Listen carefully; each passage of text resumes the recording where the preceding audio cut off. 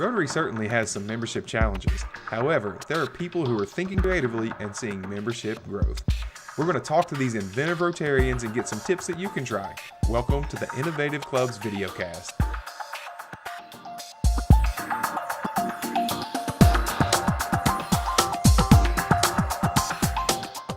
Hey folks, Andy Van Hook here, Zone 33 ARC.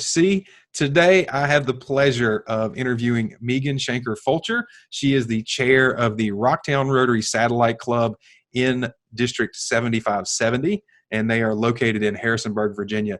Meghan, thanks for joining me today. Hey, thanks, Andy.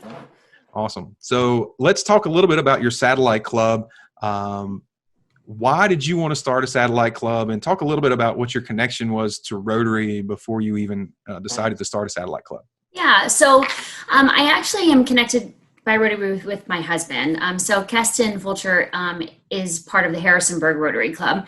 And he is one of the things that I just love most about him, and one of the things that really attracted him to our relationship was that he was really into community service. And so he introduced me to Rotary and to all of the events. So I went with him to district conference. I did a few things with Rotaract with him. One of my favorite memories, actually, recalling is the Strawberry Festival. And I helped with the Strawberry Festival making these chocolate-covered strawberries. And I just got to meet all these people, and it was really fun connecting with everybody. And I was like, oh, this is what I want to do. I want to be part of this for Harrisonburg and for the community. So I was really interested in becoming a member. And I was really trying to pave my own way here because Keston lived in Harrisonburg for quite a while, and I was a transplant. I had moved from Charlottesville when we had gotten married in 2017, and was really trying to find a different Rotary Club. But all of the Rotary Clubs were meeting in the morning, or they were meeting in the afternoon during lunchtime, and I'm a school teacher, so that was just not a possibility for me at all to try to do that, to get off and go meet every week. And that was the other piece, was that it was every week, so it was a really big commitment. And then the other piece to it was the structure of the money. It was pretty expensive for both of us to do Rotary. And then the other piece is when I actually went to the actual meeting. So it was a little different. I had done the community service piece, and I had done the district conference and had seen a lot of people. But when I went to the actual meetings, there was just a lot of men, and there was a lot of people who didn't necessarily look like me and didn't come from the same background in terms of teaching. And so it just didn't feel the same fit that I wanted it to. So I was like, well, how am I going to make this work? And I'm a bit of a pusher. And so I was like, I'm going to figure this out. I'm going to make this work. So I had talked to you, Andy, and I had talked to Sue, was the president at the time. And I said, so can I just make my own club? And you both were like, yeah, let's do it. So that's kind of how it started. And I think I probably got off track. There was another question to this answer? I think no. You're off to a great start. That's perfect. We can roll right into the next question, because I think that kind of encapsulated everything really nicely there. So talk about what it looked like and how you started to build it from the ground up before your first official meeting. So what did you do? You've kind of brought us to the point where you had the idea, and you've gotten some good thumbs up, green light from the parent club. And so what were your next steps? How did you take it from there? So I actually set myself a date. I was thinking, okay, I really would like to try to do this in a year. I was really taking that I took about 8 months or so to really finalize things and get things together. So one of the things was talking to Sue and seeing if that was a possibility, and then talking with Andy, with you, and then also talking to Jeremy, actually, the district governor at that time.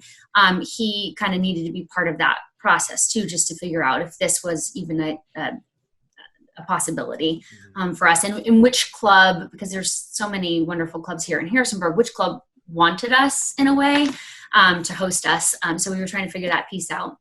One of the other important pieces that I knew just in my own leadership is I wanted 2 women to be with me to start this, because I knew that it was such a big undertaking. It was really important for me to have 2 passionate women who were part of the community who could also help recruit people, because that was really, we were going on the bottom here. We were going from the grassroots to try to recruit people. So I really wanted to make sure I had 3 people in this leadership team to start.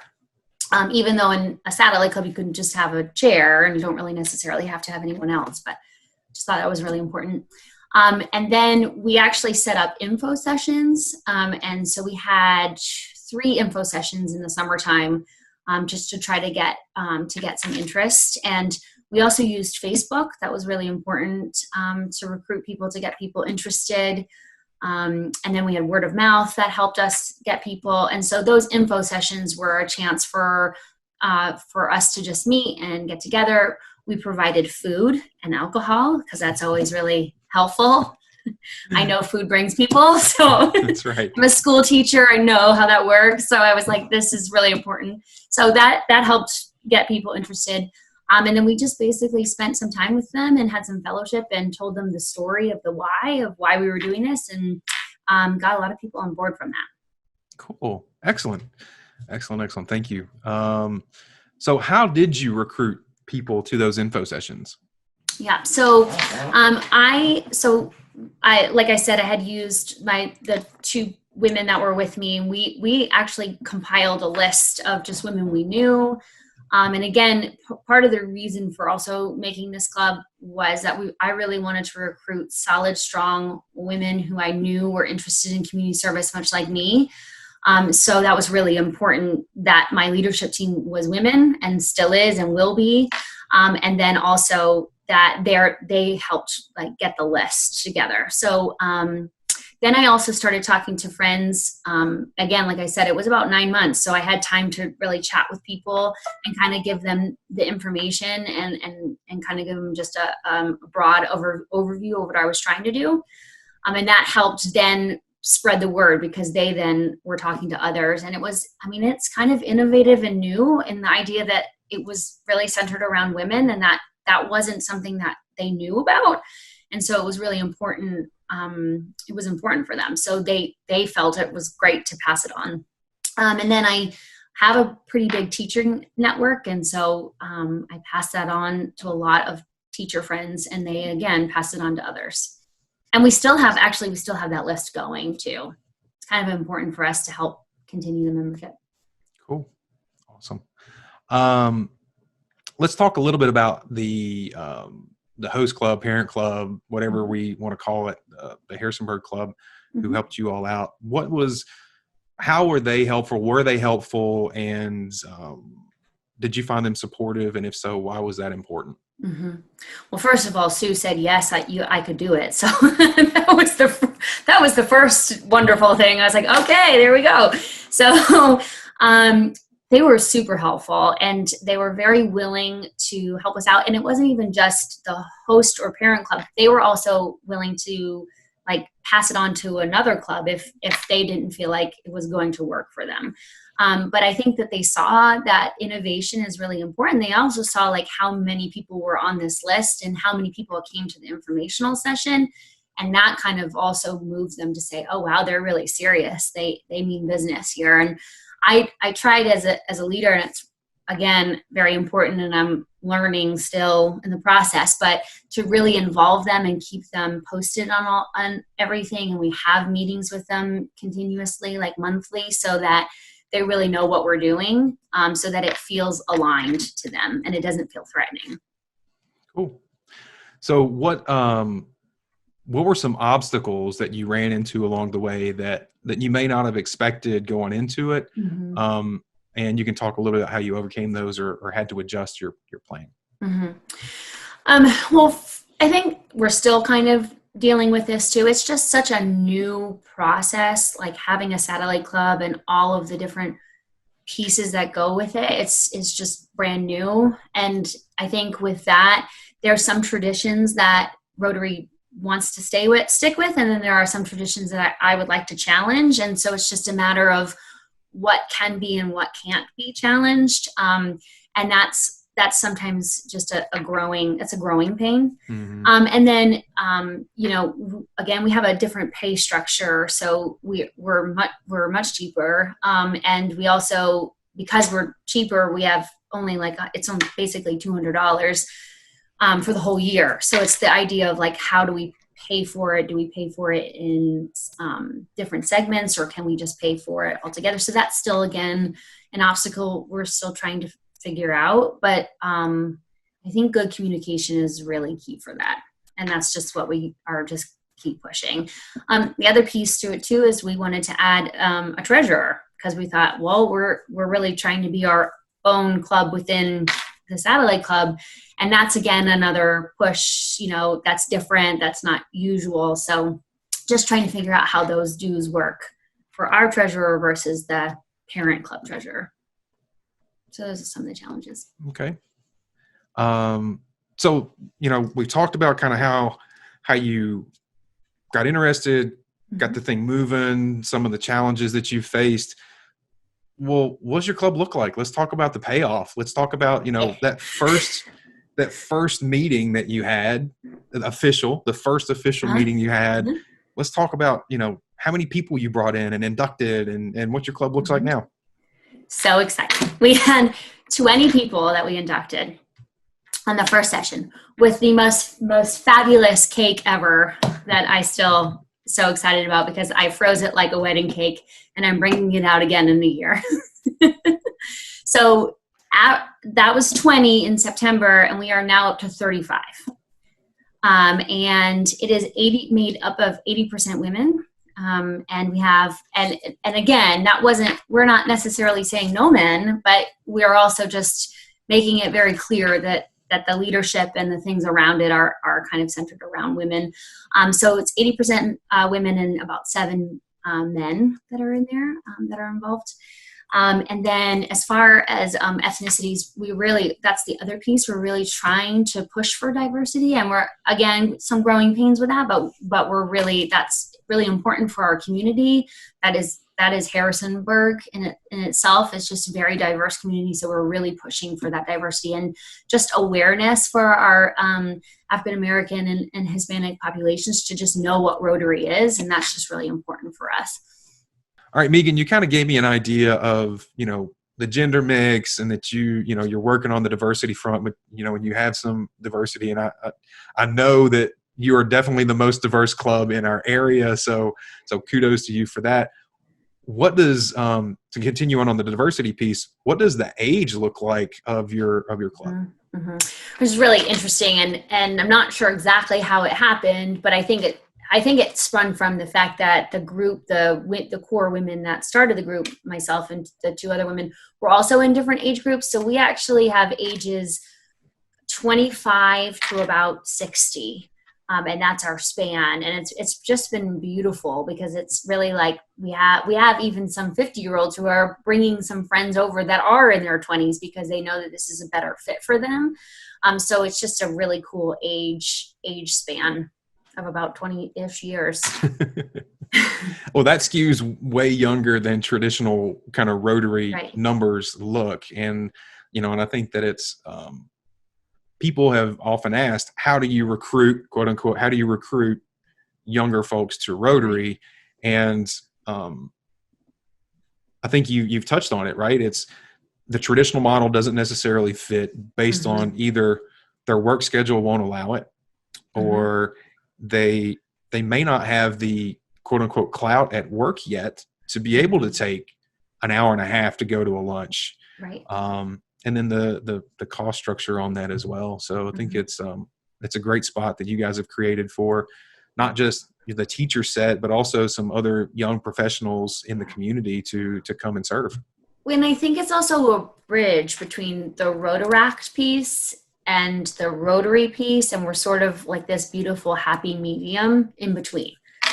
Because I think with Rotaract, if you expect them just to go to a traditional club from where they have been, and I just know this from experience with Keston and working with Alex Ritchie and some others, is that they then are trying to jump into this other club where it might be a little bit more intimidating, and also the structure of men versus women too. It's really interesting. Rotaract is mostly women, and then they go to Rotary and it's mostly men. So I think this is just a really nice happy medium. Let's talk real quick. How did we've all had to deal with COVID in some form or fashion. And we didn't talk about how often you meet, and the service projects and that kind of thing, how often you're doing those. So why don't we talk about that, and then how you had to shift once COVID hit. So, okay. So we meet once a month at a restaurant/bar upstairs. It's called Beyond. It's a great restaurant. And the owners have been so wonderful with us. So we meet there, and our speaker is usually someone who's focused from Harrisonburg, and it's connected to our community service project. So our community service project also happens the same month or the month after. So there's always at least 2 times for people to see each other and have contact with each other. One of the things we were going to add before COVID was having some another social interaction as well. And we have an idea for that. So I'll go into that in a minute. So once a month, and then we have our speaker is connected to our service project, and we have one of our most important things is that we provided about 8 service projects, and we wanted members to attend 6 of those. So service was really important to us, more so than the attendance, because we also know when we're talking about women, we're also talking about busy lives and lots of children and things that they have to do. And so it's okay if once in a while they don't make the meeting, but the service idea and connecting it to their family was really important to us. Now that COVID's happened, we are doing the same process. So we're doing Zoom meetings instead. I'm getting really good at those. I think for the first time last month, I was like, yes, I actually got this, so I can do this more often. So we're doing a Zoom meeting, same structure, having a speaker in our community. Our mayor is going to be speaking to us next month. We're super excited about that. And trying to get some service projects still. That's really hard because we really wanted to make them hands-on, and being with COVID, we can't. But what we have thought about is doing a book study. So having our members actually attend a book study of their choice, so it still connects them and gives them a chance to have a little bit of small group connection with something around equity and inclusion and diversity. Awesome. Let's talk real quick about what advice you would give to a club who is considering starting a satellite club, or have someone express interest in starting a satellite club. Yeah. So one of the things I was thinking about, I really, really love that question, because I was like, well, what does it really look like? I don't know. I just did it, right? But I think it's also thinking outside of the box, like thinking about who it is in your club that you're not necessarily reaching, and asking that person. So for example, Keston knew that I was interested. My husband knew that I was interested. I wanted to be part of Rotary, but I have no Rotary experience other than just hanging out with him. And because I was part of his process, then that's how I started it. So I think it's just thinking about a spouse, or thinking about a school teacher, or somebody that is really connected to the community, who would benefit from having Rotary, and also benefit your club by making it bigger and more broad to other people, more available. I think that's great advice. I would also say that it needs a champion. And I know the Rocktown Club has had a champion in you.